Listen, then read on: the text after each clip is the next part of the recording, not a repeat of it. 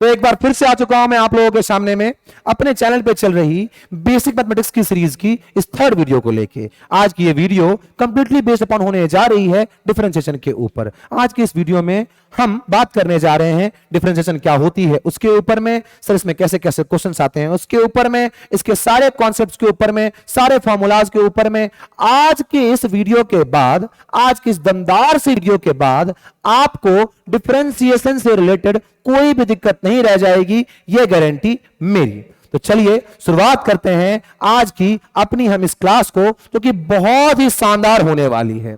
इस क्लास को स्टार्ट करने से पहले मैं आपको यह बता दूं, आज की ये क्लास हर उस बच्चे के लिए है जो कहीं ना कहीं क्लास 11th और 12th के फिजिक्स के पोर्शन में खुद को परेशान महसूस करता है जहां भी वो डिफरेंशिएशन देखता है। तो जिन बच्चों ने 12th कर ली है, जो ड्रॉप ईयर में हो, या फिर जो 12th में अभी जस्ट गए हो, या फिर जो अभी 11th में जस्ट एंट्री लेने वाले हैं, बस जिन्होंने अभी 10th जस्ट खत्म किया है, ये डिफरेंशिएशन के वीडियो उन सब बच्चों के लिए है। तो चलिए हम शुरुआत करते हैं।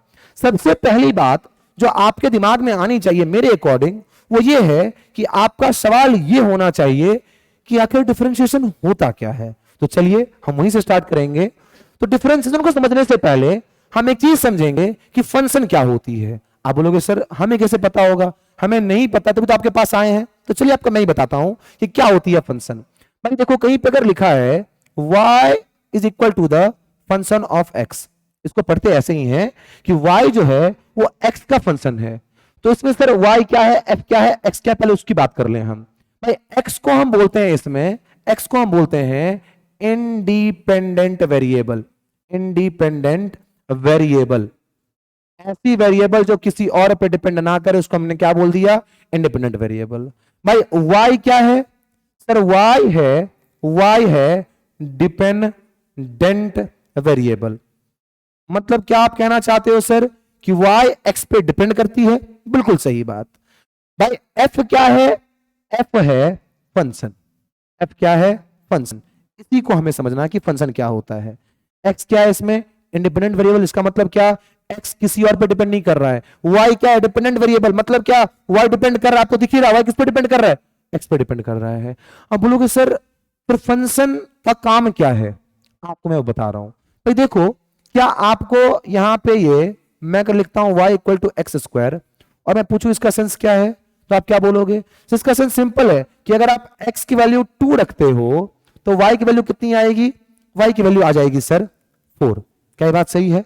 अरे अगर y equal to x square है और अगर आप x की वैल्यू को 2 रख रहे हो तो y की वैल्यू कितनी आएगी, 4 ही तो आएगी। अच्छा मैं पूछूंगा अगर x की वैल्यू मैंने 3 रख दी तो y की वैल्यू कितनी आएगी? तो सर अगर आपने x की वैल्यू 3 रख दी तो y की वैल्यू आएगी यहां पे 3 into 3, मतलब 9।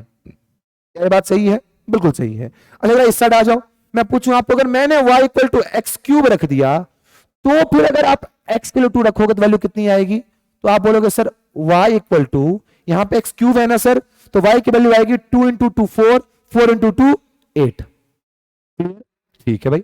अगर मैं x इक्वल टू 3 रखूं तो वैल्यू कितनी आएगी सर, ये वैल्यू आएगी y इक्वल टू 3 की क्यूब, 3 3 जा 9, 9 3 जा 27। क्या ये बात सही है?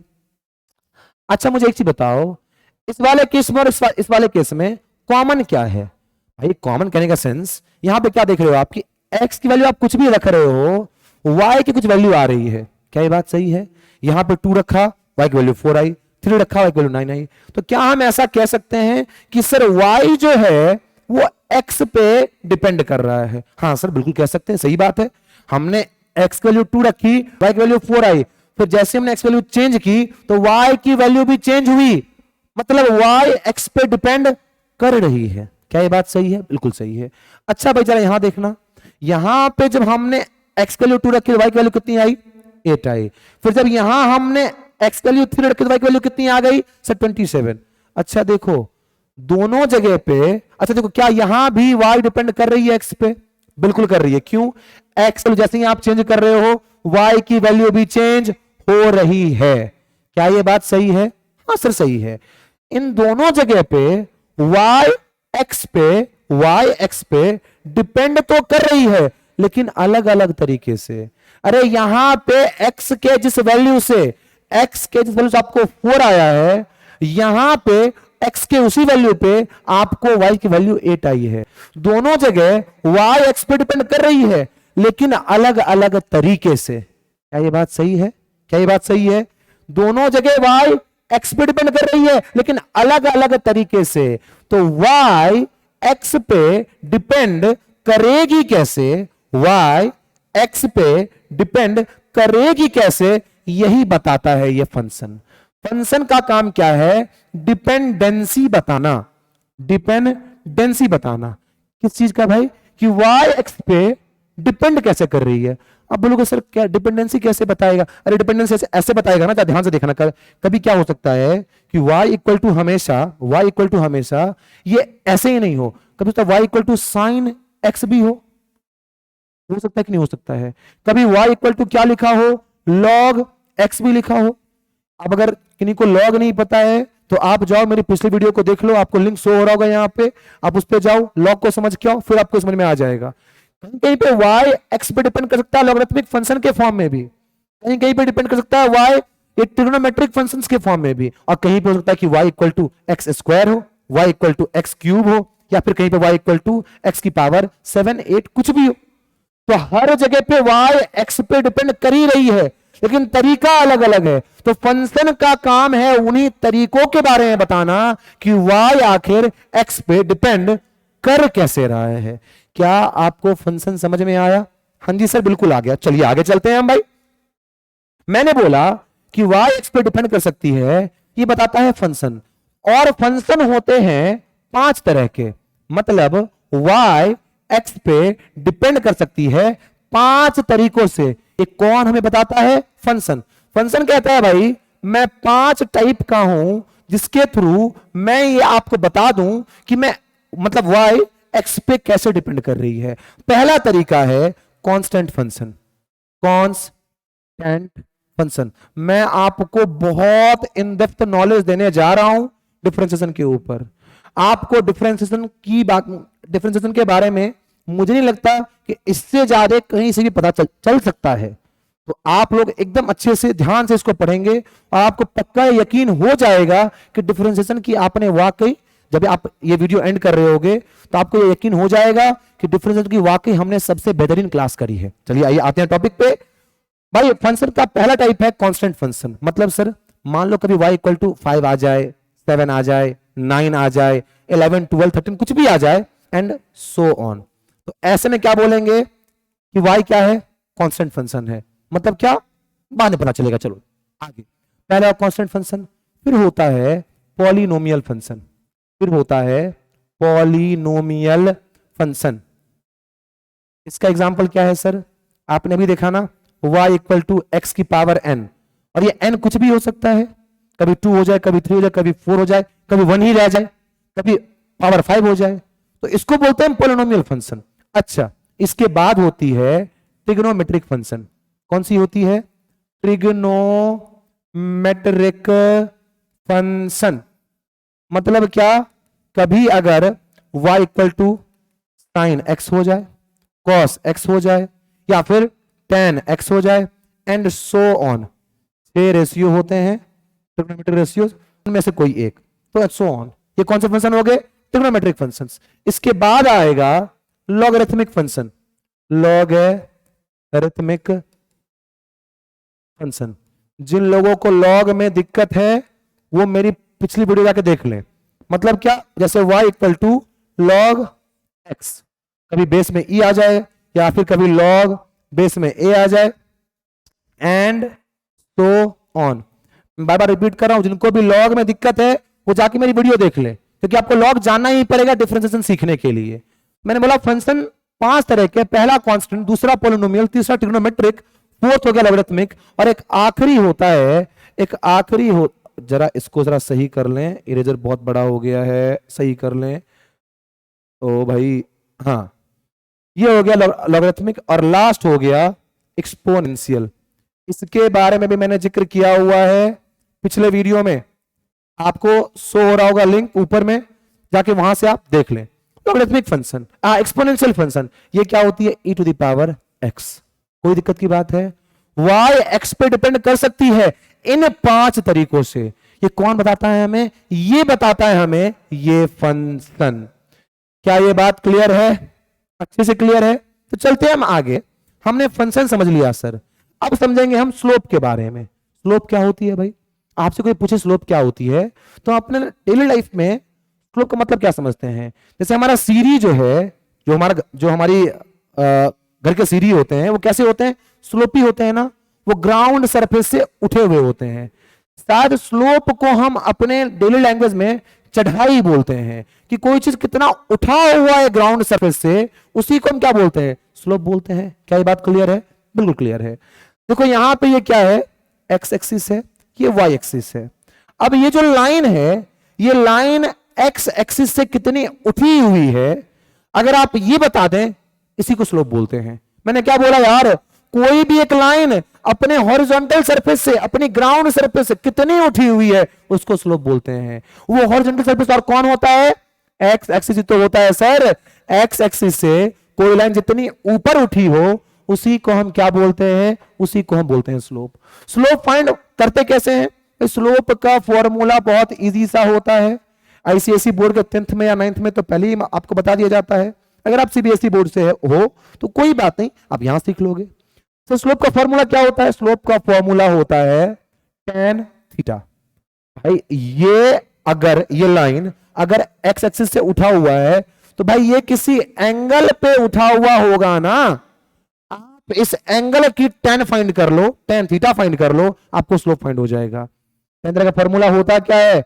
P अपॉन में B। जिन लोगों को ट्रिगो में दिक्कत है, मैंने उसके लिए वीडियो बना रखी है, आप जाके देख सकते हैं। P अपॉन में B। तो अगर आप इस लाइन की स्लोप फाइंड करना चाहते हो, तो बहुत सिंपल है। आप यहां से एक लाइन ऐसे ज्वाइन करो, ऐसे एक लाइन ऐसे ऐसे ऐसे ऐसे ऐसे ऐसे ज्वाइन करो। ये हो गया आपका P कैसे फाइंड चलेगा? इसकी मेजरमेंट हम y एक्सिस पे आके ले लेंगे। ये P हो गया, ये B हो गया, P अपॉन में B कर देंगे, हमें क्या आ जाएगा? स्लोप आ जाएगा। मतलब स्लोप मतलब क्या है? tan theta. अगर आपको स्लोप फाइंड करना है, tan थीटा फाइंड कर लो, इजिली आपको स्लोप आ जाएगा। अच्छा, ये जो स्ट्रेट लाइन ग्राफ है, इसमें हम अगर एक चीज देखें, तो भाई इसमें हमें एक चीज दिख रहा है कि अगर यहां पे एंगल थीटा, तो अगर यहां भी हम एंगल बनाए तो वो एंगल कितनी होगी? थीटा ही होगी ना। क्यों? अरे पैरेलल लाइंस, ये ट्रांसवर्सल, कोरिस्पॉन्डिंग एंगल से दोनों एंगल इक्वल नहीं होंगे? बिल्कुल होंगे। फिर अगर मैं यहां भी देखूं, यहां भी एंगल कितना है? थीटा ही है। यहां भी कितना है? थीटा ही है। तो आप जो चीज इसमें चेक कर रहे हो या ऑब्जर्व कर रहे हो, क्या है कि सर यहां पे थीटा क्या है? कांस्टेंट है। थीटा क्या है? कांस्टेंट है। तो अगर थीटा कांस्टेंट, तो tan थीटा कांस्टेंट। भाई थीटा कांस्टेंट, तो tan थीटा क्या हो जाएगा? कांस्टेंट हो जाएगा। आप बोलोगे सर कैसे? अरे भाई अगर थीटा हर जगह 45 डिग्री ही है, तो tan 45 हर जगह tan 45 ही होगा ना। और उसकी वैल्यू होती कितनी है? 1 1 1 1। तो क्या tan थीटा भी कांस्टेंट? बिल्कुल। तो अगर tan थीटा कांस्टेंट, तो फिर tan थीटा किसके इक्वल है? स्लोप के इक्वल है। मतलब क्या? स्लोप भी कांस्टेंट। क्या ये बात समझ में आई? तो आज से आप एक चीज याद रखेंगे, क्या कि एक स्ट्रेट लाइन ग्राफ की स्लोप हमेशा क्या होती है? कांस्टेंट होती है। आपने क्लास 10th में पढ़ा भी होगा, ओम्स लॉ का ग्राफ क्या होता है? कांस्टेंट होता है। तो पोटेंशियल डिफरेंस और करंट का जो रेशियो होता है, वो भी तो कांस्टेंट ही होता है, रेसिस्टेंस के इक्वल। पढ़ा था, अच्छी बात है। नहीं पढ़ा था, कोई बात नहीं, अब यहां देख ले। स्लोप क्या है? कांस्टेंट है। क्या कुछ समझ में आया कि नहीं आया? अरे इसकी जो चढ़ाई है वो कांस्टेंट है। आपको जो घर की सीढ़ी की चढ़ाई होती है वो कांस्टेंट होती है, मतलब उसका थीटा कांस्टेंट है, tan थीटा कांस्टेंट है। क्या घर में ऐसे भी सीढ़ी होती है क्या? थोड़ा ऊपर गए ऐसे और फिर ऐसे? नहीं ना, एकदम कांस्टेंट होता है ना। वो इसी की वजह से होता है। Theta constant, tan theta constant, slope constant. तो क्या आप स्ट्रेट लाइन कर्व की स्लोप फाइंड करना जानते हो? अब सर बिल्कुल जानते हैं, आपने सिखा दिया, हमने सीख लिया। आवाज जा रही है अच्छे से? बिल्कुल जा रही है। चलिए, तो ऐसे हम फाइंड करते हैं स्लोप। तो किसी एक कांस्टेंट ग्राफ की स्लोप तो आप इजीली फाइंड कर सकते हैं, लेकिन आपको असली में जो मौत आएगी वो कब आएगी? जब आपको बोल दिया जाएगा कि किसी कर्व ग्राफ की स्लोप फाइंड करो। कोई परेशानी की बात नहीं है, याद रखना। कर्व ग्राफ की अगर आपको स्लोप फाइंड करनी है, तो कर्व ग्राफ की स्लोप फाइंड करने से पहले आपको जिस पॉइंट पे स्लोप फाइंड करनी है वहां बना दो टेंजेंट, वहां बना दो टेंजेंट, और उस टेंजेंट की स्लोप जो होगी वही होगी कर्व की स्लोप। बात समझ में आई कि नहीं आई? आपको कर्व के जिस पोर्शन की, अच्छा एक चीज याद रखें, कर्व की आप पूरे कर्व की स्लोप फाइंड नहीं कर सकते। सर क्यों नहीं कर सकते? क्योंकि देखो जरा कर्व ग्राफ में होता क्या है भाई, यहां पे एंगल कितना, मैं मान लो θ1, तो यहां पे जो एंगल है, सॉरी सॉरी एक मिनट रुक जाओ, इसको जरा मैं ठीक से इरेज कर दूं, ठीक, और मैं लाइन ड्रॉ कर दूं। एक मिनट बस रुक जाओ आप लोग, मैं अच्छे सारे लाइन ड्रॉ कर दूं। यहां पे एक लाइन आ गया, ब्लैक कलर ले लें, ब्लैक कलर ले लें, समझ में आएगा, ब्लैक कलर ले लेते हैं, शेप में लाइन में ब्लैक कलर सर। चलो भाई, यहां हमने देखा एक, फिर हमने यहां देखा, बिल्कुल सही है, फिर हमने यहां देखा, फिर हमने यहां देखा। भाई यहां पे अब मैं आपसे बोल रहा था क्या, मैं आपसे बोल रहा था कि यहां पे आप बहुत दूर के दो पॉइंट की स्लोप फाइंड नहीं कर सकते हो। क्यों? यहां पे थीटा कांस्टेंट नहीं है। इससे पहले वाले केस में थीटा कांस्टेंट थी, तो आपका tan थीटा कांस्टेंट था, स्लोप भी कांस्टेंट था। और इसको पता है इसको क्या बोलते हैं? इसको बोलते हैं कांस्टेंट ग्राफ। क्या बोलते हैं भाई? Constant graph. ये ग्राफ कांस्टेंट वैल्यू आपको देगा हर जगह। क्यों? थीटा कांस्टेंट ना यार, थीटा कांस्टेंट तो स्लोप कांस्टेंट, खत्म कहानी। यहां पे क्या हो रहा है भाई, देखो यहां पे क्या है, ये अगर इस कर्व को देखो आप ध्यान से, तो ये कर्व स्टार्टिंग में एकदम ग्राउंड सरफेस टच होता हुआ निकल रहा है, तो यहां थीटा की वैल्यू बहुत कम है, θ1 यहां पे बहुत कम। यहां पे आते हैं θ1 बहुत बढ़ गया, यहां पे जो वैल्यू होगी एंगल की, दिख नहीं रहा आपको कि ये तो उठा हुआ है ना, किससे? ग्राउंड सरफेस से। अरे यहां पे कर्व को देखो, ये कर्व ग्राउंड सरफेस से थोड़ा ही उठा हुआ है, लेकिन यहां पे जो ये कर्व है, ये कर्व ग्राउंड सरफेस से बहुत उठ गया, मतलब इसकी स्लोप बहुत ज्यादा है इससे। क्या बात सही है कि नहीं सही है? स्लोप पर चढ़ाई, यहां पे चढ़ाई कम थी, स्मूथ लग रहा है, यहां पे चढ़ाई बढ़ गई, यहां पे θ1 होगा, यहां पे θ2 होगा, और ऊपर जाओगे θ3। अब θ1 θ2 θ3 क्यों लिख रहे हैं? जैसे जैसे ऊपर जा रहे हैं एंगल चेंज होता जा रहा है, एंगल बढ़ता जा रहा है। यहां पे सर θ4, सर यहां पे θ5। क्या ये बात सही है? यहां पे थीटा वेरिएबल है, यहां पे थीटा वेरिएबल है। क्या ये बात सही है कि नहीं सही है? क्या मैं अपने मन से बोल रहा हूं? बिल्कुल नहीं, से बिल्कुल सही बोल रहे हो। यहां पे थीटा क्या है? हर जगह वेरिएबल है। अगर theta variable, tan theta variable, tan theta variable, तो स्लोप भी क्या होगी? स्लोप भी क्या होगी? वेरिएबल होगी। क्या ये बात सही है? तो हम यहां पे आखिर स्लोप फाइंड करते कैसे हैं? वो तो वेरिएबल है, हर जगह चेंज कर रही है, तो स्लोप हम फाइंड करेंगे कैसे? ये हमारा पॉइंट है। तो चलिए मैं आपको दिखाता हूं स्लोप हम कैसे फाइंड कर सकते हैं किसी कर्व ग्राफ की। मतलब एक बात याद रखेंगे, अगर कर्व ग्राफ पे आपको स्लोप फाइंड करना है, टेंजेंट बनाना ही होगा, उस टेंजेंट के स्लोप फाइंड करो, वही होगा उस कर्व का स्लोप। तो यहां पे हम चलते हैं नेक्स्ट स्लाइड में और बात करते हैं कि किसी कर्व ग्राफ के हम स्लोप फाइंड कर कैसे सकते हैं। मान लो आपको दे दिया गया दो पॉइंट, ये पॉइंट ए, ये पॉइंट यहां पे ए, और एक पॉइंट यहां पे दे दिया गया बी। आपको बोला गया इस ए बी की स्लोप फाइंड करो। तो मैंने आपको सिखाया हुआ है कि कर्व ग्राफ की स्लोप चाहिए, टेंजेंट ड्रॉ करो, टेंजेंट ड्रॉ करके आप स्लोप फाइंड कर लो उस टेंजेंट की, वही क्या होगी? उस ग्राफ की स्लोप होगी। ठीक है, अब जरा देखो, आप जब इधर को आए तो इधर आपने देखा कि सर ए बी लाइन की कोई स्लोप मांग रहा है, तो आप क्या करोगे? सर सिंपली हम यहां पे एक टेंजेंट ड्रॉ करेंगे, ए बी को ज्वाइन करता हुआ एक हम टेंजेंट ड्रॉ करेंगे। ए बी को ज्वाइन करता हुआ हमने यहां पे टेंजेंट ड्रॉ कर लिया। क्या ये बात सही है? ए बी को ज्वाइन करता हुआ एक लाइन हम ऐसे ही ड्रॉ करेंगे, लेकिन क्या ये लाइन, ध्यान सुनना, क्या ये लाइन टेंजेंट है? नहीं ना। टेंजेंट क्या होती है? जो कर्व को छूते हुए जाए, टच करते हुए जाए। ये तो इंटरसेक्ट करते हुए जा रही है, काटते हुए जा रही है, तो सर ये तो टेंजेंट हुई ही नहीं, और अगर टेंजेंट नहीं है ये, तो हम इससे स्लोप तो फाइंड कर ही नहीं सकते हैं। क्या ये बात सही है? समझ में नहीं आया? वीडियो दोबारा देखो, क्लियर? अब चलता हूं मैं आगे। अगर ये टेंजेंट है ही नहीं, तो आपको मैंने बताया हुआ कि कर्व की अगर स्लोप फाइंड कर रहे हो, टेंजेंट की स्लोप फाइंड कर सकते हो। कर्व पे पड़ने वाली टेंजेंट की आप स्लोप फाइंड कर सकते हो। कर्व की टेंजेंट ऐसे नहीं फाइंड होती है, मतलब डायरेक्ट कर्व की आप टेंजेंट स्लोप फाइंड कर लो, ये पॉसिबल नहीं है। कर्व पे बनेगी टेंजेंट, उसकी फाइंड करोगे स्लोप। तो जब आप यहां पे ए बी पॉइंट के बीच की स्लोप फाइंड करने आए, आपने टेंजेंट ड्रॉ किया, टेंजेंट ध्रुव हुआ ही नहीं। टेंजेंट कब ड्रॉ होगा सर? अगर ये दो पॉइंट बहुत पास होती, शायद ध्यान सुनना, शायद इतनी पास कि ए पॉइंट यहां होता और बी पॉइंट सर कहीं यहीं पे हो जाता। ये बात समझ में आ रही है कि नहीं आ रही है? आपको जब दिख रहा है कि नहीं दिख रहा है कैमरे में? मैं दिखा दूं, मैं देख लूं। बिल्कुल दिख रहा है, बिल्कुल दिख रहा है। देखो जरा ध्यान से, यहां पे अगर सर ये बी पॉइंट को हम बहुत पास लेके आ जाएं, तो इतने दूर में, भाई ध्यान से देखना, अगर इतने दूर को हम देखें तो क्या इतने दूर में तो ऐसी लाइन जरूर बन जाएगी। रेड ले लेते हैं, एक मिनट रुक जाओ, यहां से इसके शेप को रेड ले लिया। भाई इतने दूर में तो आराम से एक स्ट्रेट लाइन बन जाएगी। क्या लाइन बन गया स्ट्रेट? जरा इसको मैं फिर से बना दूं ऐसे।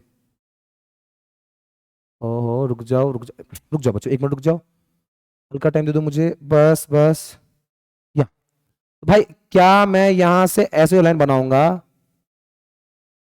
क्या देखो, क्या ये लाइन स्ट्रेट नहीं बना है? क्या टेंजेंट नहीं बना है? बिल्कुल बना है। अगर मैं इस टेंजेंट को थोड़ा बड़ा भी कर दूं तो ये कट करते हुए नहीं जाएगा। देख लो, ये छूते हुए ही जा रहा है। इन दोनों पॉइंट्स को ये छूते हुए ही जा रहा है। इसको जरा ऐसे कर दे थोड़ा सा, हल्का सा, हाँ चलो एकदम। ये देखो, ये अगर आपने बी पॉइंट को ए के बहुत करीब ले आया तो अब जो आप लाइन ड्रॉ करोगे वो टेंजेंट ही बनेगा। और मैंने क्या सिखाया था? मैंने आपको सिखाया था कि अगर कर्व है टेंजेंट बनाओ, टेंजेंट जैसे ही बना उसकी स्लोप फाइंड करो, वही क्या होगा? उस कर्व का स्लोप होगा। तो यार जब ये ए बी पॉइंट बहुत दूर होते, स्लोप फाइंड करना पॉसिबल ही नहीं था। हमने क्या किया सर? ए बी पॉइंट को बहुत क्लोज लेके आ गए। ध्यान से सुनना मेरी बातों को, ए बी पॉइंट को बहुत क्लोज लेके आ गए, so that we could draw a tangent between the point A and B, ताकि हम ए और बी के बीच में टेंजेंट ड्रॉ कर सकें। अब जब टेंजेंट ड्रॉ हो चुका है, अब जब टेंजेंट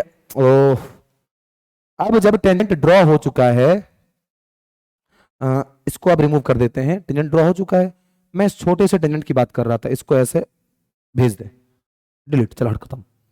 अब जरा देखो इस टेंजेंट को, ये टेंजेंट है। अब क्या इस टेंजेंट के सहारे हम स्लोप फाइंड कर सकते हैं? बिल्कुल कर सकते हैं। कैसे? अरे भाई एक ट्रायंगल बनाएंगे ऐसा, जरा इसको और नीचे करना पड़ेगा, रुक जाओ भाई। यहां पे हम एक टेंजेंट बनाएंगे, ये हुआ टेंजेंट। इसको अगर हम ट्रायंगल बना लें, कैसे बनाएंगे ट्रायंगल? भाई देखो ऐसे, ये हुआ ये एक साइड और फिर ये एक साइड। ये क्या बना लिया हमने? एक छोटा सा राइट एंगल ट्रायंगल बना लिया। इसको जरा और अच्छे से बनाए, ये छोटा सा यहां पे हमने राइट एंगल, ये बनाने दो, रुको, नहीं बना, अब बनाते हैं, आखिरी टाइम, एकदम सही बना। देखो जरा इसको, ये क्या बना? एकदम छोटा सा टेंजेंट बना। सॉरी, मैं देख लेता हूं, मैं स्क्रीन पे देख रहा था, अभी बताता हूं मैं आप लोगों को। देखो ये एक टेंजेंट बना था, हमने इसको ट्रायंगल बना लिया। ट्रायंगल क्यों बनाया सर? क्योंकि यार जब तक आपके सामने में, देखो जैसे आपने टेंजेंट बनाया, टेंजेंट बनाने से ही काम नहीं चलेगा ना, आपको नीचे वाला एक्स एक्सिस बनाना पड़ेगा। एक्स एक्सिस बनाएंगे किसके लिए? बेस के लिए। और ये बनाएंगे परपेंडिकुलर के लिए। जैसे ही हमें P मिल जाएगा, B मिल जाएगा, और थीटा अगर हमें मिल गया तो हम tan थीटा फाइंड करके स्लोप फाइंड नहीं कर सकते? बिल्कुल कर सकते हैं। तो स्लोप फाइंड हो सकता है, जब इस ट्रायंगल को हमने मैग्नीफाई कर लिया, थोड़ा सा बड़ा कर लिया। ये थीटा क्या, ध्यान से देखना, ये जो एंगल यहां पे हमने छोटा सा एंगल बनाना होगा ना भाई, ये बताएगा कि ये जो यहां की जो पोजीशन है ए और बी की, वो कितनी उठी हुई है। इसको मैंने बोल दिया, देखो यहां पे थीटा, मैंने इसको बाहर निकाल लिया ऐसे। यही तो कुछ बन के आएगा आपके सामने में। बात समझ में आ रही कि नहीं आ रही? बिल्कुल आ रही है। चलो अब आगे चलते हैं। तो स्लोप फाइंड करना है हमें। स्लोप फाइंड करने के लिए हमने क्या फॉर्मूला लगाया सर? स्लोप का फॉर्मूला आपने पहले ही बता दिया था। स्लोप का फॉर्मूला है tan theta that is equal to P upon में B। अच्छा एक चीज गौर से देखो, अगर इस पॉइंट को हम चेक करें, किस पॉइंट को, इस पॉइंट को, इस पॉइंट को, यहां वाली जो ये पॉइंट है इसको, ये पॉइंट की हमें, ये पॉइंट y में कितनी है ये कैसे पता लगेगा सर? ये पॉइंट y में कितनी है आपको पता लगेगा ऐसे y में देखने से। सर ऐसे में देखो ये पॉइंट y से कितनी ऊपर है, और फिर मैं पूछूंगा ये पॉइंट x में कितना है, तो सर ऐसे लगा लो यहां पे एक पॉइंट, वो पता लग जाएगा कि ये x में कितनी है। क्या ये बात सही है? और ये वाली पॉइंट, चलो मैं ये तो मैं b को यहां पे लेके आया था ना, अब a वाले पॉइंट को देखते हैं। सर अगर a वाले पॉइंट को ढूंढना है तो आप यहां पे ऐसे लाइन ड्रॉ करो ताकि y पता चल जाए, और फिर यहां पे आप ऐसे लगाओ तो आपको पता चल जाएगा कि ये x में कितना है। बात समझ में आ रही कि नहीं आ रही है? हमने यहां से y में देखा इसको, और फिर यहां पे x में देखा, फिर यहां से y में देखा, यहां से x में देखा। क्या ये बात सही है? देखो ये जो फर्स्ट पॉइंट है, ये जो फर्स्ट पॉइंट है हमारे पास, जरा इस सबको अब रब कर लें, इरेज कर लें, ऐसे समझ में आ जाएगा हमें अच्छे से। ये जो हम, ओ सॉरी, ऐसे समझ आओ ना, वही था ना, एक मिनट अंडू, चलिए ठीक है, हाँ एकदम फ्रेश हो गया। अब जरा हम ए को इरेज कर दें, ए को ऐसे, बहुत हेवी सा लग रहा है, ए को इरेज कर दे। ए को इरेज कर दिया। ए वाला पॉइंट कौन सा है? पहले वाला जो पॉइंट है ना सर, वो उसको हमने ए बोला हुआ है, और जो बाद का पॉइंट है उसको बी बोला हुआ है। क्यों? क्योंकि बी को हम बहुत पास लेके आ गए हैं। अब ए भी बहुत पास है भाई। ए बी के पास होने का सेंस क्या है कि देखो भाई, देखो ये पॉइंट y में कितना है, मान लेते हैं इसको y2। क्यों? क्योंकि ये b का पॉइंट है, b का कोऑर्डिनेट है, और ये क्या है सर, ये पहले आया है तो y1। ऐसे ही नीचे में क्या, x1 और x2। क्या ये बात सही है? क्या ये बात सही है? बिल्कुल सही है भाई। अगर, अच्छा मुझे बताओ, ये जो p है, ये p आएगा क्या सर? p मतलब ये ना, ये, अरे बिल्कुल ये p, और ये जो b है, ये p कैसे आएगा sir? y2 minus y1, p equal to क्या, y2 माइनस y1। क्या ये बात सही है? बिल्कुल सही है। ये b कैसे आएगा? अरे ये जो ट्रायंगल आपने बाहर निकाला हुआ है, इस ट्रायंगल का p कैसे आया? तो जब आपने इसके y कोऑर्डिनेट को माइनस किया इसके इनिशियल y कोऑर्डिनेट से, y2 माइनस y1, ये क्या हो गया सर? x2 minus x1। क्या ये बात सही है? देखना परपेंडिकुलर कैसे, ये छोटा सा जो परपेंडिकुलर ये कैसे आएगा? y2 माइनस y1 से। छोटा सा जो बेस है ये कैसे आएगा? x2 माइनस x1 से। tan theta equal to p upon में b, मतलब क्या, y2 माइनस y1 अपॉन में x2 माइनस x1। ये परपेंडिकुलर लाइन मिलेगा कैसे आपको? जब आप y में आओगे तभी तो। और y में ये दोनों पॉइंट क्या है? y1 यहां, y2 यहां। क्या ये बात सही है? बिल्कुल सही है। ध्यान से देखना, मैंने बोला slope equal to tan theta that is equal to p upon में b, और ये p आपको निकला है y2 माइनस y1, और ये b निकला है आपको x2 माइनस x1। तो स्लोप का एक और फॉर्मूला होता है, ये तो होता ही है, ये तो पहले से ही पता है, और एक ये भी फॉर्मूला आता है y2 माइनस y1 अपॉन में x2 माइनस x1। अब जरा ध्यान से देखो, ये y2 y1 बहुत पास नहीं है? बहुत पास है कि नहीं पास है? तो अगर ये कर्व बहुत ज्यादा कर्वी होता तो शायद ये कहानी बन जाती कि y1 और y2, मतलब ये पॉइंट और ये पॉइंट एक दूसरे पे कोइंसाइड ही करते, मतलब एक ही पॉइंट पे दोनों पॉइंट होते, मतलब एक पॉइंट ये रहा और जस्ट उसके बाद दूसरा पॉइंट है। वैसे में ये y2 माइनस y1 शायद नियर अबाउट 0 हो जाता। अरे मान लो ये कोऑर्डिनेट होता 0.5, ये होता 0.6, 0.6 माइनस 0.5, 0.1 वैल्यू आई ना। तो ये जो डिफरेंस आया y2 माइनस y1 का, वो कितना आया सर? Near about 0। मैं 0 नहीं कह रहा हूं, इस फिजिक्स में इसका मतलब होता है टेंड्स टू 0। 0 टेंड कर रहा है, वो गाना सुनते हैं ना हम लोग, 13 होने लगा हूं, मतलब क्या, 12.99999 ये हुए जा रहे हैं, 13 नहीं हो रहे हैं। ऐसे ही यहां पे 0 अप्रोच कर रहा है, 0 हुआ नहीं है भाई। वैसे ही x2 माइनस x1 को क्या बोलते हैं भाई? ये इतनी छोटी सी गैप है, तो ये भी क्या, टेंड्स टू 0। फिजिक्स में ऐसे किसी छोटे से चेंज इन y को, अच्छा ये क्या है, क्या सर y में चेंज आया है ना, ये y में चेंज क्यों आया है? अरे भाई जब x1 से आप x2 गए हो, एक्चुअली में आप y1 से y2 भी तो गए हो, तो ये क्या है, स्मॉल चेंज इन y। इसी स्मॉल चेंज इन y को हम बोलते हैं dy। Small change in y को क्या बोलते हैं हम लोग? dy। अब इसी स्मॉल चेंज इन x को हम क्या बोलेंगे? dx। अरे आपने पढ़ा था ना कि s1 मतलब s2 माइनस s1 क्या होती है? डेल्टा s होती है। बड़ी सी जब चेंज आए उसको बोलते हैं डेल्टा, जब छोटी सी चेंज आए उसको हम क्या बोलते हैं? d। बड़ी सी चेंज डेल्टा ऐसे बनाते ट्रायंगल के शेप में। अगर छोटी चेंज आ रही तो क्या बोलते हैं हम, dy, और अगर छोटी चेंज x में आए तो dx। खत्म है कहानी। बात समझ में आ रही है? ध्यान से सुनना। अब अभी आ रहा प्रश्न डिफरेंशिएशन। भाई डिफरेंशिएशन, अच्छा देखो, मतलब क्या इस y2 माइनस y1 और x2 माइनस x1 को हम लिख सकते हैं, ये y2 माइनस y1 है क्या सर, ये बहुत छोटा सा चेंज इन y, मतलब dy।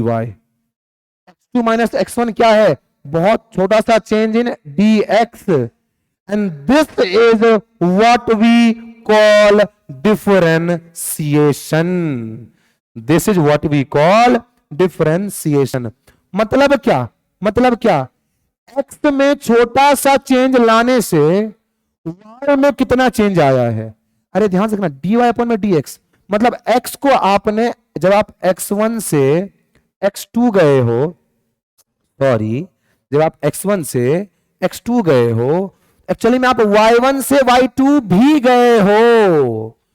तो यही डिफरेंशिएशन क्या है कि जब आपने स्मॉल चेंज x में लाया तो y में कितना चेंज आया, इस चीज को जो बता दे वही क्या है, वही है डिफरेंशिएशन। बात समझ आई कि नहीं आई? आपको समझ में नहीं आई, आप वीडियो को दोबारा से देखो, आपको पक्का समझ में आएगा। मैंने पूरा क्रिस्टल क्लियर कर दिया है आपको। Differentiation is what sir, rate, ध्यान सुनना, rate of change in y with respect to x। x के रिस्पेक्ट में y में कितना चेंज आया है, मतलब x के चेंज होने से y में कितना चेंज आया, उसको बोलते हैं क्या, rate of change in y with respect to x।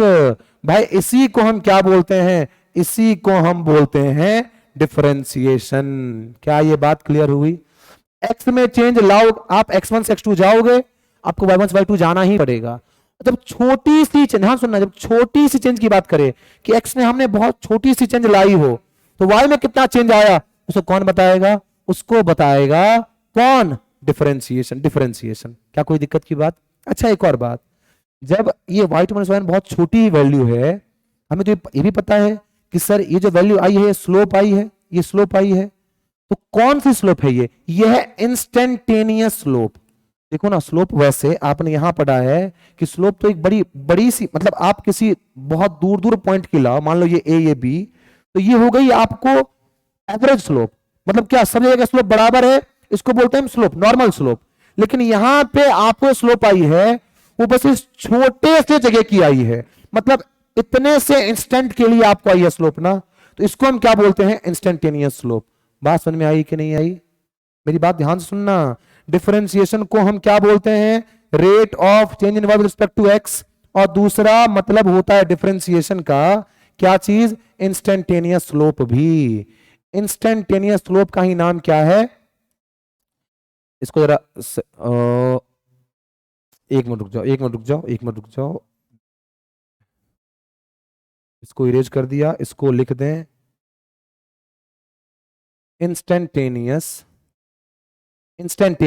Slope. ये आपको पूरे कर्व का स्लोप नहीं आया है, एट इंस्टेंट का स्लोप आया, इसके लिए क्या बोला हमने इसको, instantaneous slope.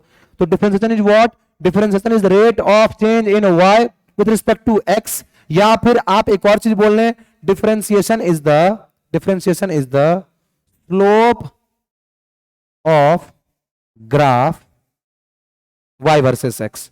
y versus x graph का slope of the graph y versus x, y versus, ये ग्राफ y था, ये ग्राफ y था, और ये ग्राफ y वर्सेस x का ग्राफ था, इसकी जो स्लोप होती है ना उसी को हम क्या बोलते हैं, डिफरेंशिएशन स्लोप।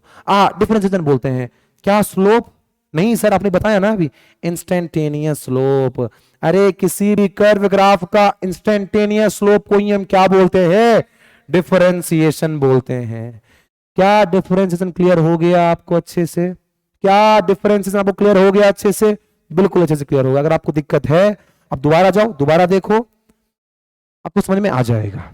हम चलते हैं अब अपने डिफरेंशिएशन के फॉर्मूलेज की तरफ, जहां पे हम बात करेंगे हर तरह की जो फंक्शन हमने देखी थी कि y x पे डिपेंड करती है, कैसे डिपेंड करती है वो फंक्शन बताता है। तो हर फंक्शन किस तरीके से x में छोटी सी चेंज आने से y में कितनी चेंज लाती है, भाई यही कौन बताएगा हमें डिफरेंशिएशन? एक्स में कुछ चेंज लाने से वाई में किस तरीके का चेंज आएगा, यही बताता है हमें differentiation. Rate of change in y with respect to x, और वाई चूंकि एक्स पे डिपेंड करती है, मतलब वाई एक्स की फंक्शन है। बात समझ में आई कि नहीं आई? तो सबसे पहला हमने देखा था वहां पे, अगर आप स्टार्टिंग में दिखाऊं, देखो यहां पे कांस्टेंट फंक्शन था, कांस्टेंट फंक्शन था सबसे पहला। तो हम आ चुके हैं अब कांस्टेंट फंक्शन के फॉर्मूलाज पे। क्या कोई दिक्कत की बात? बिल्कुल भी नहीं सर, आ जाओ भाई। देखो यहां पे क्या है, कांस्टेंट फंक्शन।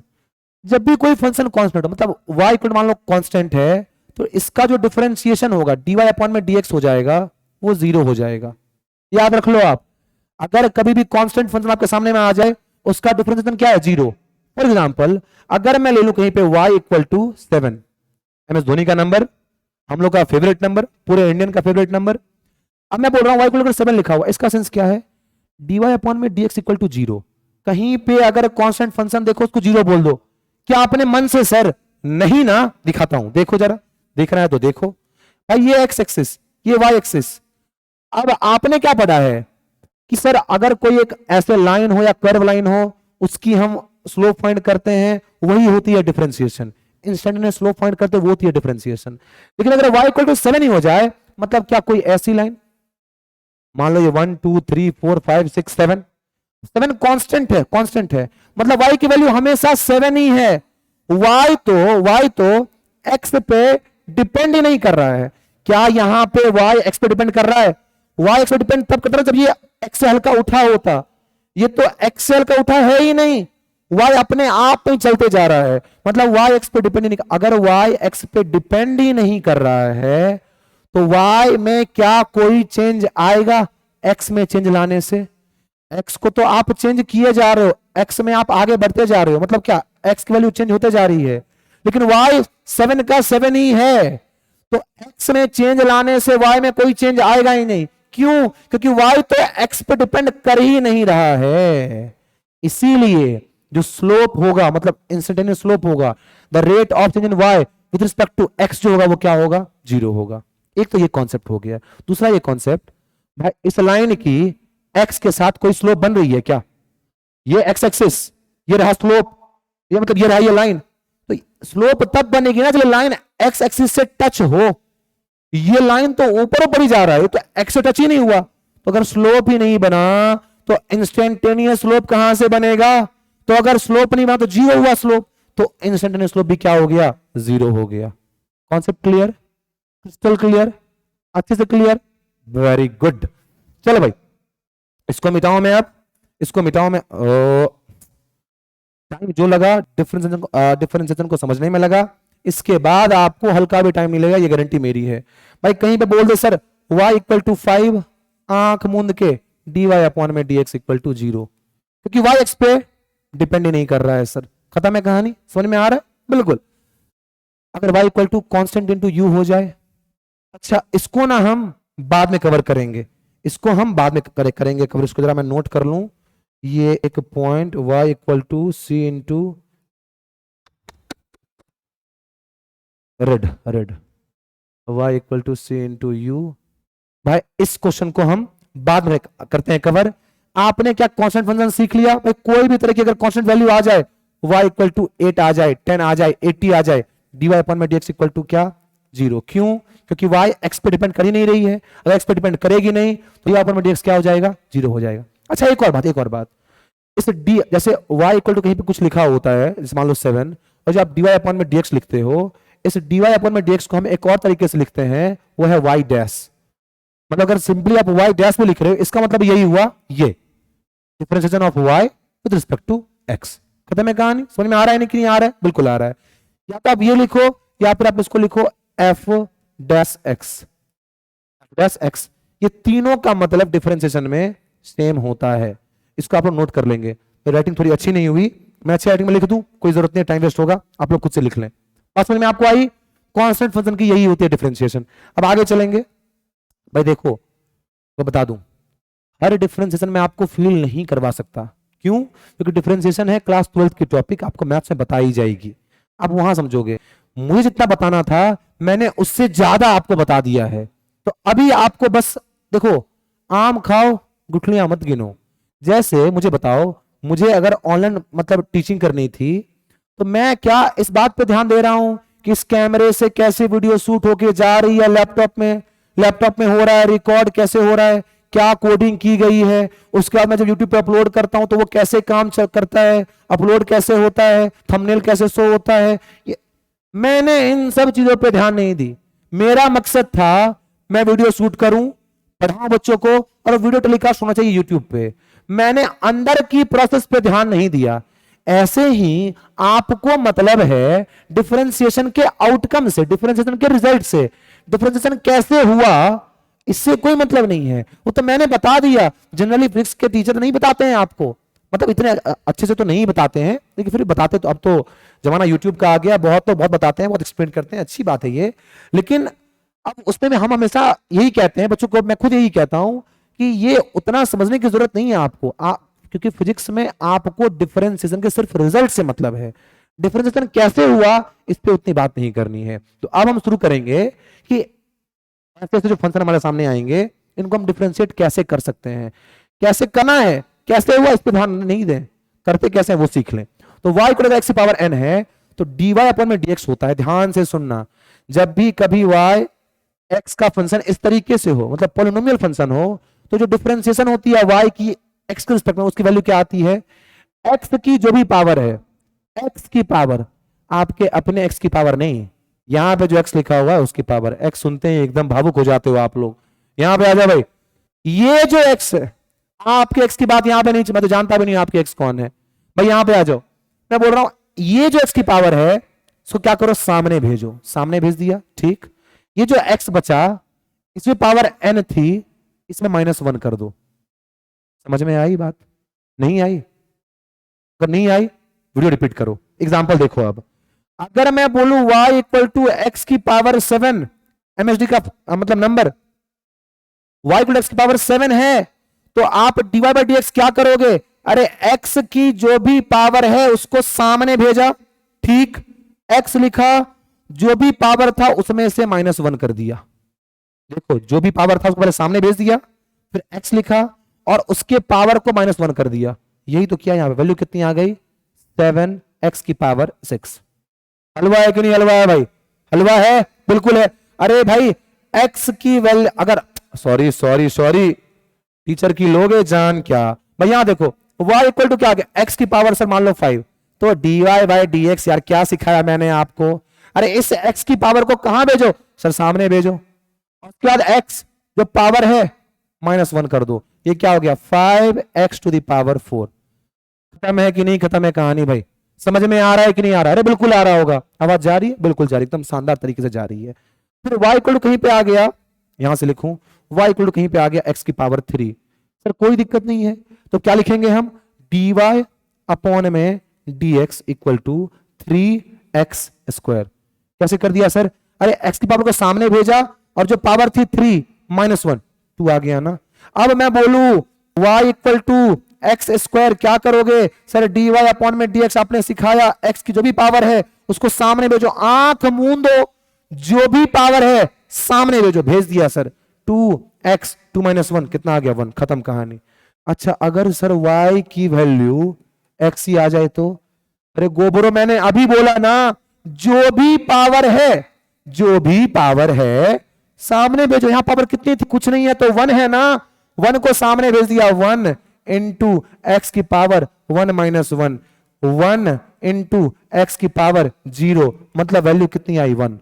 याद रख लें कभी भी अगर y इक्वल टू एक्स हो तो dy अपॉन में dx इक्वल टू 1। इसको याद ही कर लो भाई, इसको याद ही कर लो, इंपॉर्टेंट फॉर्मूला। जब भी y इक्वल टू एक्स तो dy अपॉन में dx इक्वल टू 1, ये दो इंपॉर्टेंट फॉर्मूला थे, इससे आप इसको अच्छे से याद कर लेंगे। क्लियर हुआ कि नहीं हुआ आपका पॉलिनोमियल फंक्शन, क्लियर हो गया अच्छे से?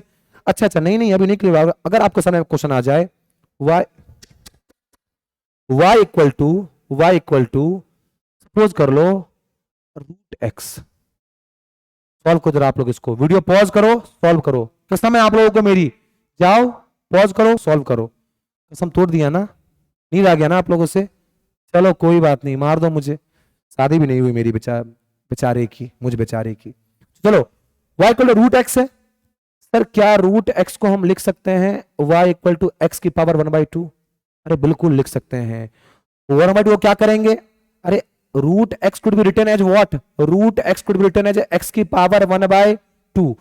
जो भी पावर है कहां भेजो, सामने भेजो। क्या सिखाया, जो भी पावर है सामने भेजो। तो सर 1/2 को सामने भेज दिया, ठीक है। 1/2 इंटू एक्स की पावर, जो भी पावर है उसको सामने भेजो और उस पावर को -1 कर दो। क्या स्क्रीन में शो हो रहा है, अरे बिल्कुल हो रहा है।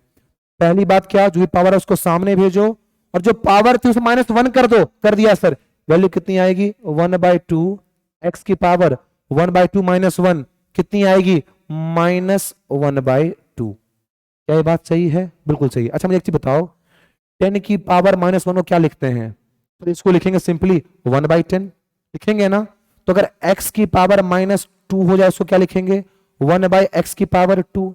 ठीक, तो अगर x की पावर -1/2 भी हो जाए तो क्या लिखेंगे सर, इसको लिखेंगे इसको लिखेंगे 1 में x की पावर 1/2। क्या कोई दिक्कत की बात है इसमें, नहीं, समझ में नहीं आया, दोबारा देखो मैंने क्या बोला, दोबारा देखो क्लियर हो जाएगा। ठीक है भाई, अगर पावर माइनस में है नीचे आके प्लस नहीं हो जाएगा, हो जाएगा सर।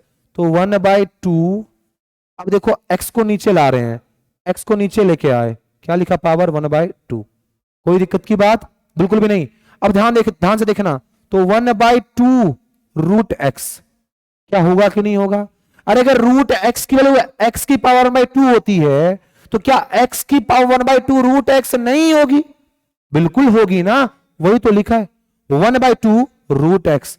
ये भी फॉर्मूला याद करना है, whenever y equal to root x the differentiation of that very function is 1/2 root x.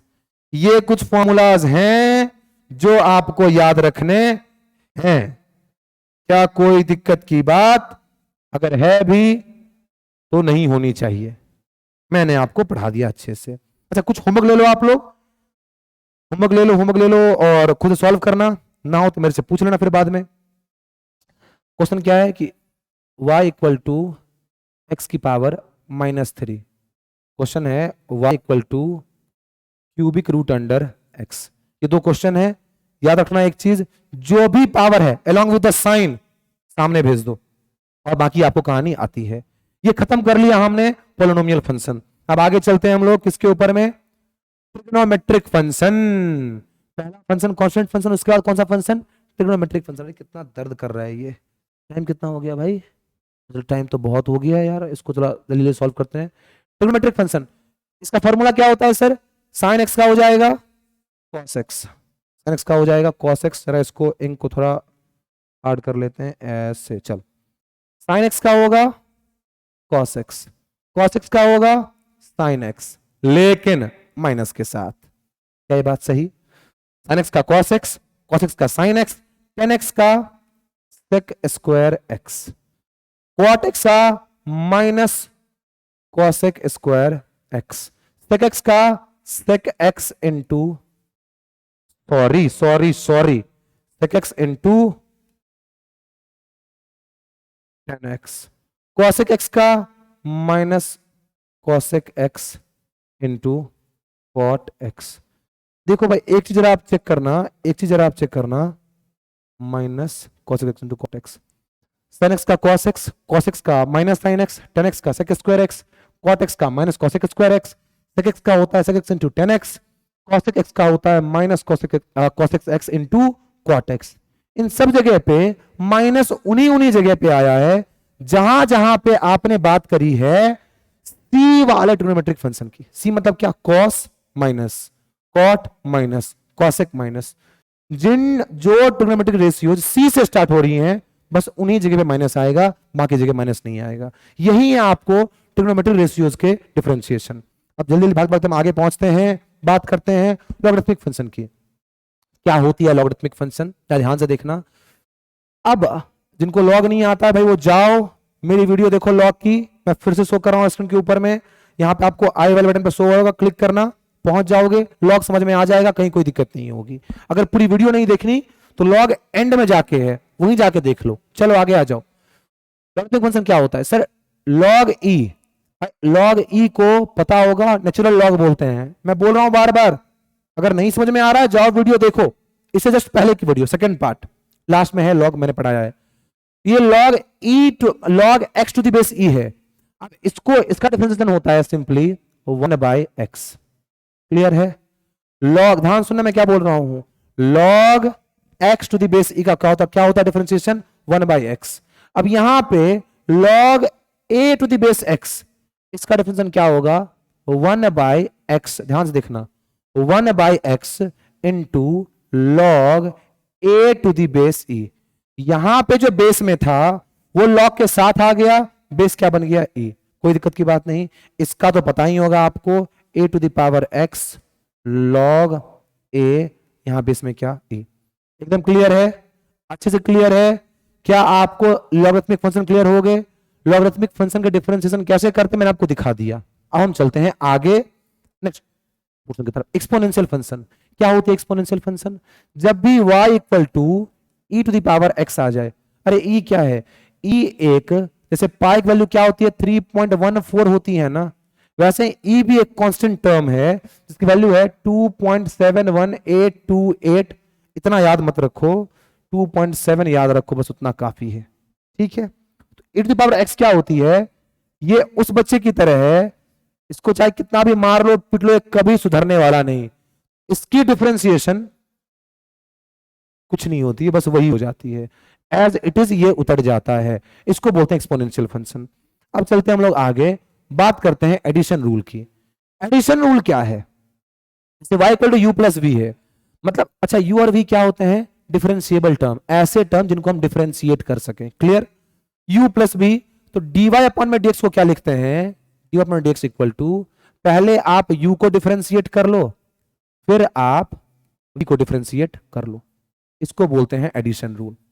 जैसे कहीं पे लिखा है y equal to sine x plus 3x square, तो सिंपल है dy by d x equal to पहले आप इसको डिफरेंशिएट करो, मतलब क्या d साइन एक्स अपॉन में dx plus d3x square upon में क्या dx। मतलब अगर आप ऐसे किसी फंक्शन को डिफरेंशिएट कर रहे हो जिसमें एडिशन आ रहा है, तो उन सारे फंक्शंस को बारी बारी से डिफरेंशिएट कर दो और जो साइन बीच में रखा हुआ है उसको डाल दो। क्लियर? एकदम एकदम क्लियर।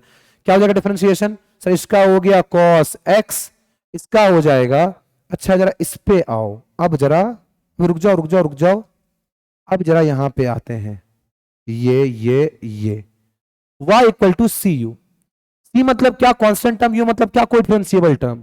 ऐसे में dy by dx equal to होता है क्या? कांस्टेंट को आप बाहर रख दो, कांस्टेंट को बाहर रख दिया और differentiation of u with respect to x कर देते हैं। क्या मैंने बोला? जब भी कभी आपके सामने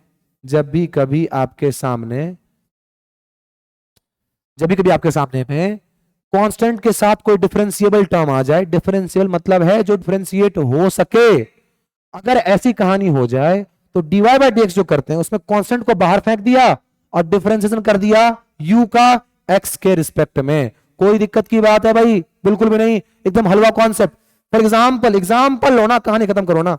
y equal to 7x square, तो dy by dx equal to 7 को बाहर फेंको, dx स्क्वायर अपॉन में dx, 7 बाहर ही है, x स्क्वायर की डिफरेंशिएशन होगी क्या? x की जो भी पावर है उसको सामने फेंक दो, फेंक दिया सर, और x की पावर को माइनस कर दो 1 से, 2 माइनस 1 कितना हो गया? 1, 7 2 जा 14, x 2 माइनस 1 कितना हो गया? x हो गया। कोई दिक्कत की बात नहीं। अगर y इक्वल टू कहीं पे लिखा हो 8x की पावर 4, तो क्या करोगे? सर सिंपल है ना, आपने क्या सिखाया? कांस्टेंट को बाहर फेंको, फेंक दिया, इनटू 4 को सामने फेंका, x जो भी पावर है उसको सामने, 8 कांस्टेंट बाहर फेंक गया, x की पावर 4 की डिफरेंशिएशन ना, इसकी डिफरेंशिएशन होगी क्या? 4 सामने आ गया इनटू x की पावर 4 माइनस 1, 3, 8 4 जा 32 x की पावर 3। खत्म कहानी। यही तो होती है डिफरेंशिएशन किसकी? c इंटू यू की। अब आ जाओ जहां पे हम लोग थे, ये एडिशन रूल, यहां पे cos x, इसकी क्या होगी डिफरेंशिएशन? 3 को बाहर फेंक दिया इनटू 2 सामने आएगा, x की पावर 2 - 1 1 ही तो आया, ये आ गया cos x प्लस 3 2 जा 6x, मतलब 6x plus cos x will be your differentiation. कोई दिक्कत है इसमें? चाहे कैसे भी डिफरेंशिएशन आए, आप अगर एडिशन लगा हुआ है उसमें तो भाई साइन के साइन को बीच में लेके आओ और हर एक टर्म को डिफरेंशिएट कर लो खुद से, कोई दिक्कत की बात नहीं। एक होमवर्क लिख लो आप लोग, y equal to 7x cube, 7x cube को थोड़ा अच्छे से लिखें, y equal to 7x cube plus 2x plus root x plus 1/√x। इसकी डिफरेंशिएशन आप लोग मुझे करके दिखाओगे, मुझे आंसर बताओगे। चलो भाई ठीक है, आगे चलें, आगे आगे आगे। सब्ट्रैक्शन और u माइनस v, सिंपल कहानी, जैसे एडिशन वैसे सब्ट्रैक्शन। सारे टर्म को डिफरेंशिएट करो, जो साइन है वो साइन बीच में डाल दो, मतलब y इक्वल u अपॉन v, तो dy अपॉन में dx इक्वल टू u का डिफरेंशिएशन माइनस v का डिफरेंशिएशन। कितना आसान। फॉर एग्जाम्पल कहीं पे लिखा हुआ है साइन x और माइनस क्या ln x मतलब log to the base e x, log की दिक्कत बता रखा है ln x। तो इसको लिखते हैं हम लोग dy अपॉन में dx में, dy अपॉन में dx में sin x का हो गया cos x minus ln x का क्या होगा डिफरेंशिएशन, इसका हो गया 1/x। खत्म है कहानी, समझ में आ गई आपको बात? यही है सब्ट्रैक्शन रूल।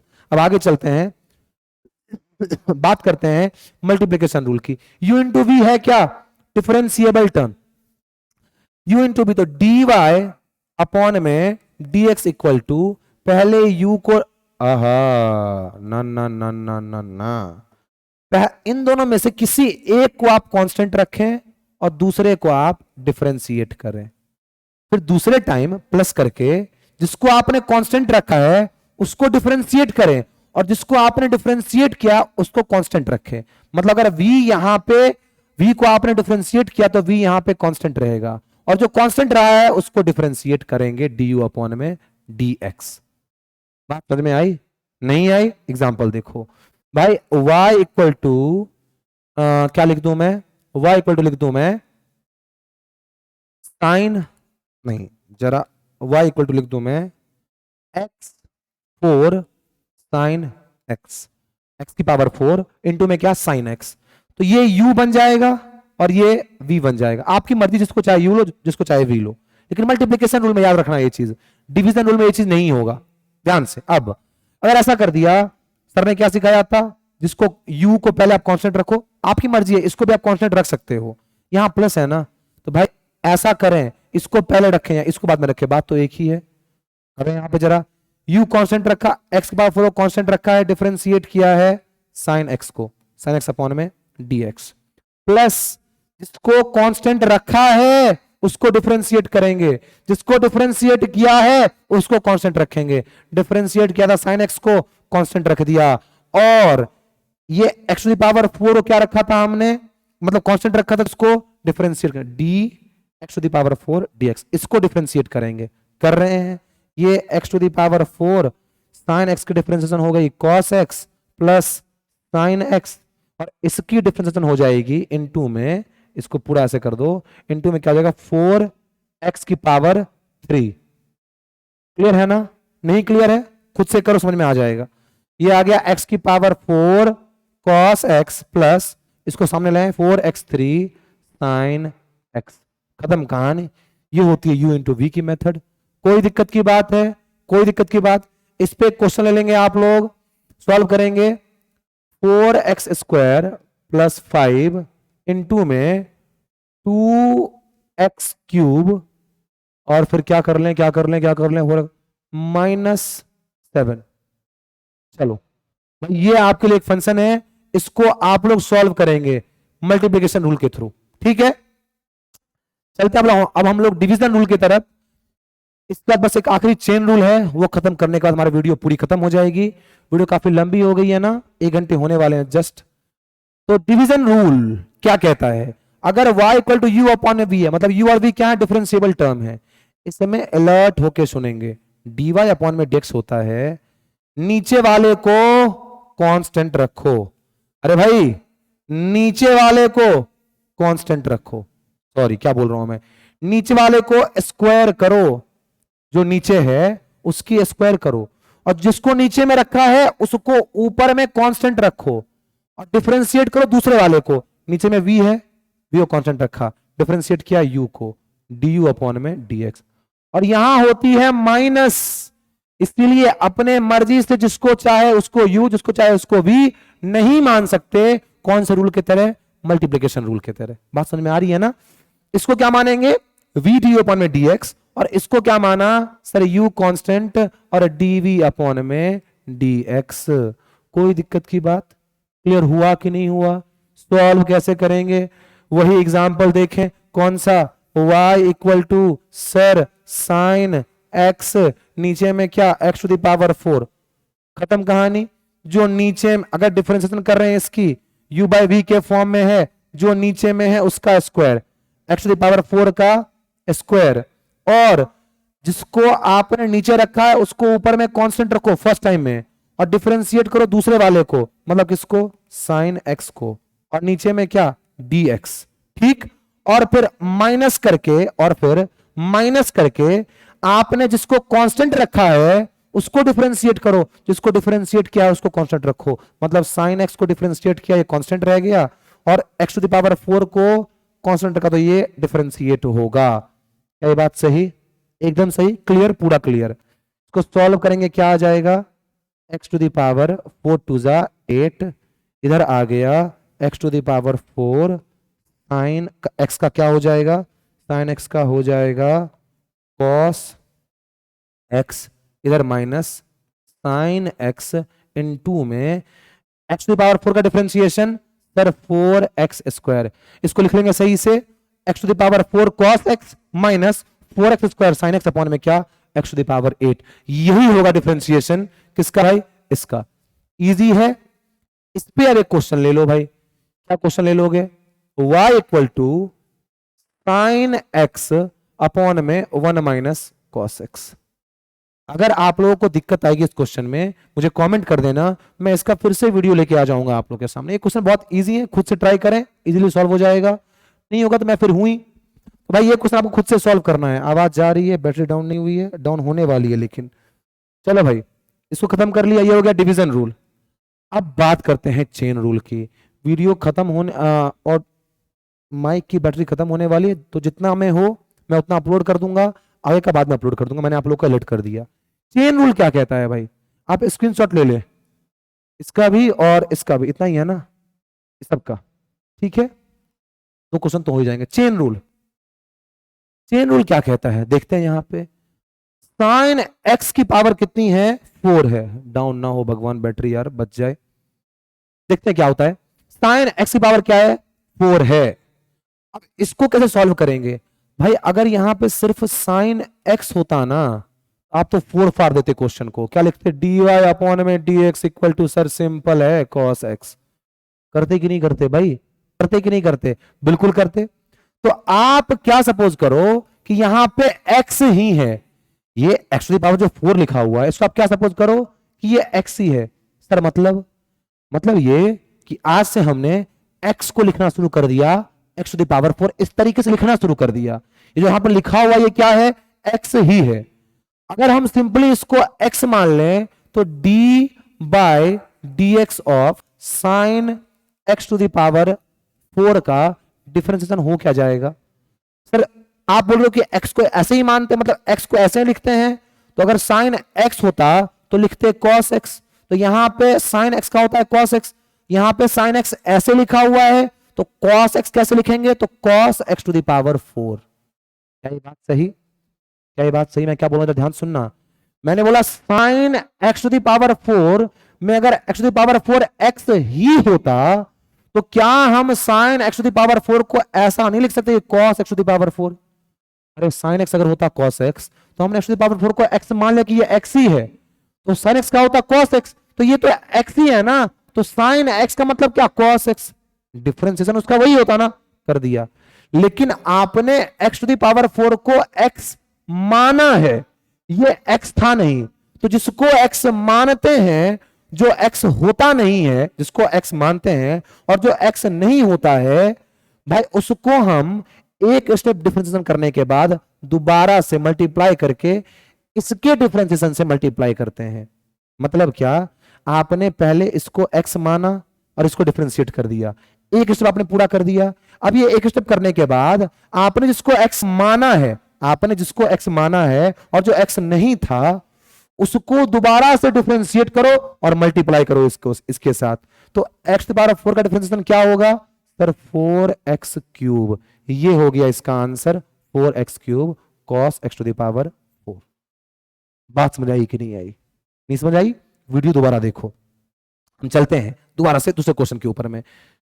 समझ में आई कि नहीं आई बात? भाई अगर ये साइन x होता तो इसका आंसर होता cos x। तो मैं बोल रहा हूं कि इस चीज को ना, ये जो लिखा हुआ x टू द पावर 4, ये मान लो कि x को हम ऐसे ही लिखते हैं, तो x को ऐसे ही लिखते हैं तो साइन x का होता है cos x। तो यहां पे sine x to the power 4 क्या हो जाएगा, cos x to the power 4। लेकिन आपने इसको x माना हुआ है, ये x था नहीं, तो हम कहते हैं जिसको हम x मानते हैं, जो x होता नहीं है, उसको दोबारा से डिफरेंशिएट करके remaining part of the value of differentiation से मल्टीप्लाई कर देते हैं। कहानी खत्म। खुद से सॉल्व करो, समझो, आंसर आ जाएगा। जरा इसको तुमको सॉल्व करें, इसको सॉल्व करें, सिलेक्शन कर लें, इसको इधर लेके आ जाएं और सॉल्व करें इस क्वेश्चन को। भाई सॉल्व हो जाए, सॉल्व हो जाए। अब इसको सॉल्व करते हैं। यहां पे dy अपॉन में dx इक्वल टू, जल्दी करें माइक की बैटरी खत्म होने से पहले। देखो log x का क्या होता है डिफरेंशिएशन, ln x का डिफरेंशिएशन क्या होता है 1/x। तो इसको आप क्या मान लोगे, इसको आप x मान लोगे।